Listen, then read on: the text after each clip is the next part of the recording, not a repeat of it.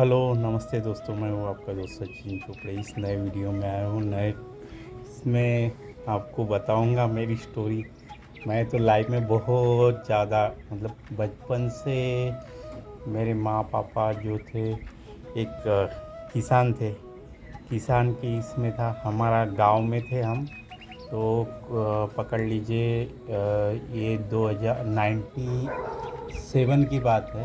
97 में नागपुर में आए हैं। उसके पहले हम गांव में रहते थे, विलेज में। मेरा गांव है यहाँ से कोंडाली।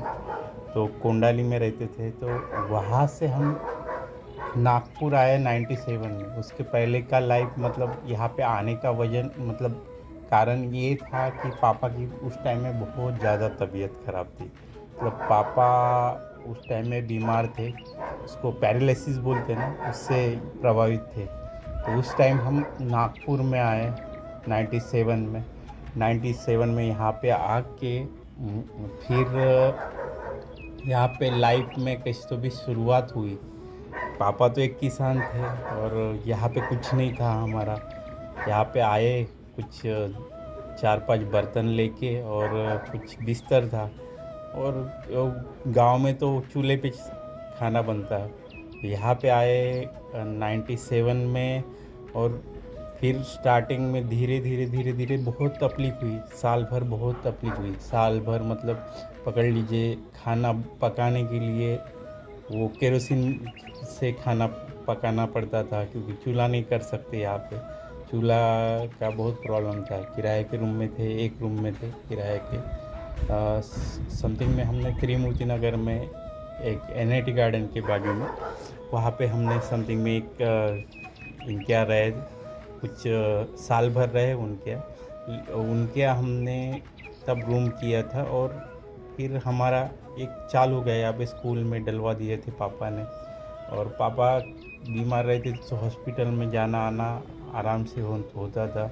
उस टाइम में तो कुछ कुछ था नहीं अपना घर का। कुछ ये नहीं था। पापा किसान थे, यहाँ पे रिसेंटली आ गए नागपुर में। नागपुर में आने के बाद हम तो नागपुर में आने के बाद क्या हुआ कि यहाँ पे बिजनेस कुछ नौकरी वगैरह, खाने पीने का तो इंतज़ाम करना पड़ेगा। तो उसके लिए फिर मम्मी ने सोचा और पापा ने सोचा कि कुछ सब्जी का किया जाए, क्योंकि किसान है।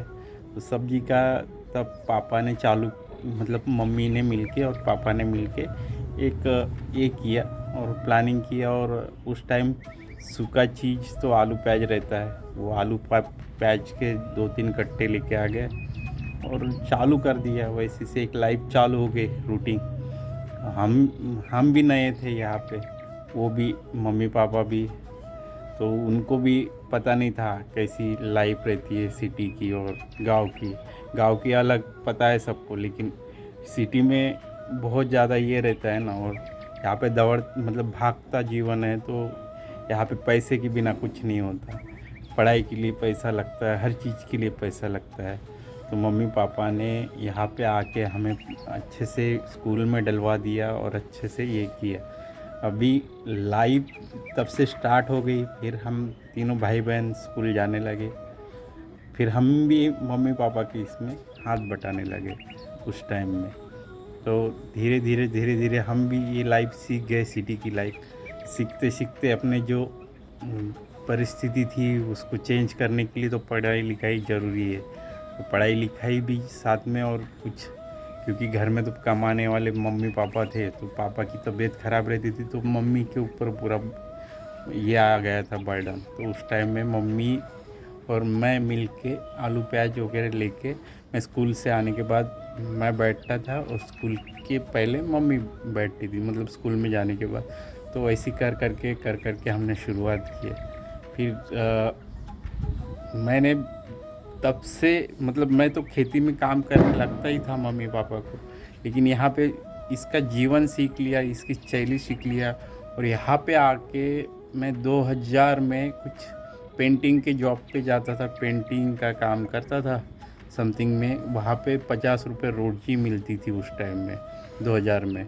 तो मैं वहाँ पे जाता था और वो पेंटिंग की इसमें पापड़ी निकालते दीवार की ऐसी। तो उसमें हम मैं कुछ दिन गया, 6 महीने।